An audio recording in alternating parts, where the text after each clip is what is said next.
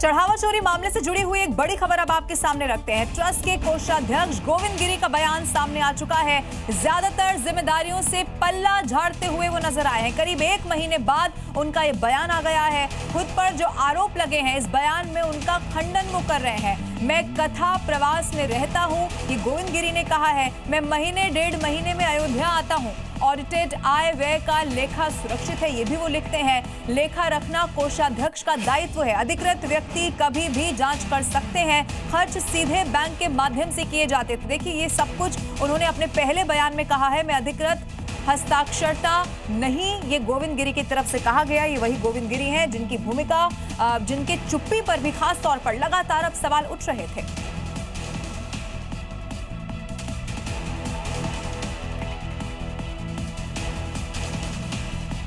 पहुंचे बीजेपी के राष्ट्रीय अध्यक्ष नितिन नवीन के स्वागत में भले ही प्रदेश संगठन ने धरती आसमान एक कर दिया हो, लेकिन नितिन नवीन ने एक के बाद एक कई टास्क देकर यह बता दिया है कि सिर्फ सीएम योगी के काम और भगवा पहचान से ही जीत यहां पर नहीं मिलने वाली, बल्कि जनता के बीच जाना अब होगा और कड़ी मेहनत करनी ही होगी।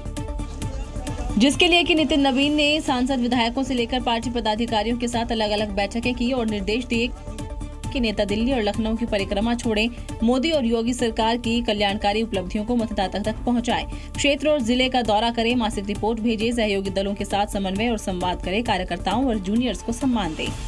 कार्यकर्ताओं का सम्मान और उनका चिंता हमेशा होती रहे, और यही क्योंकि भविष्य का आज का कार्यकर्ता कल का नेता है। और अलग अलग समूह में उन्होंने पार्टी के पदाधिकारियों से चर्चा की है और भविष्य में किस प्रकार से आगे बढ़ना है, इसके दिशा निर्देश दिए। यही नहीं, राम मंदिर मुद्दे से नेताओं को दूर रहने की हिदायत दी, ईगो और गुटबाजी खत्म करने को कहा, तो साथ ही यूजीसी मामले के बाद से जाति धर्म में बटे नेता कार्यकर्ताओं को इससे ऊपर उठकर काम करने को कहा और अभी से ही पार्टी के चुनाव में होने का शंखनाद भी कर दिया। 2027 के चुनाव में हम प्रचंड बहुमत की एनडीए गठबंधन की सरकार बनाएंगे।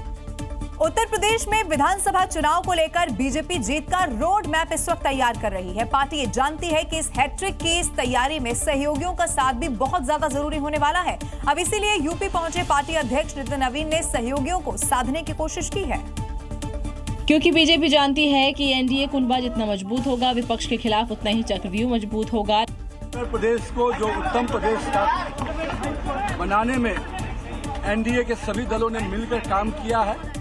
लखनऊ में नितिन नवीन की सहयोगियों के साथ बैठक का मकसद 27 के रण में एकजुट होकर जीत की हैट्रिक का खाका खींचना था। जीत पर चर्चा हुई है कि हम सभी सहयोगी दल एक दूसरे के पूरक बन के और सभी कार्यकर्ताओं को, संगठन के लोग आपसी तालमेल मिलाकर आगे काम करें। उत्तर प्रदेश में 2017 से ज्यादा सीटें जीतने के लिए हम लोग अपना काम कर रहे हैं। ये बैठक मिशन 27 में एनडीए की तैयारियों को मजबूत करने वाली मानी जा रही है। बीजेपी के सभी सहयोगियों ने एकजुटता का संदेश दिया है।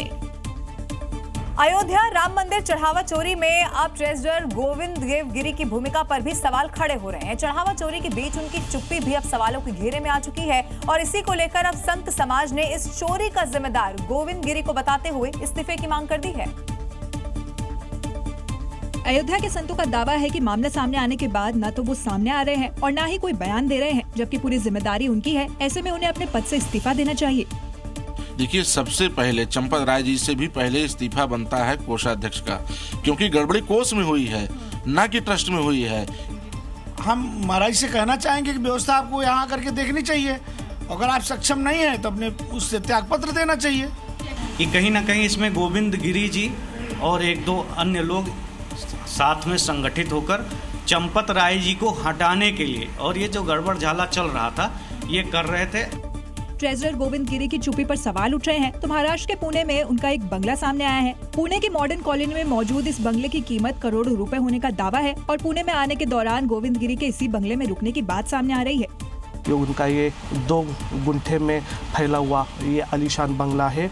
लगभग जब गोविंद गिरी महाराज पुणे में किसी काम के सिलसिले में आते थे तो इसी बंगले में वो रहते थे।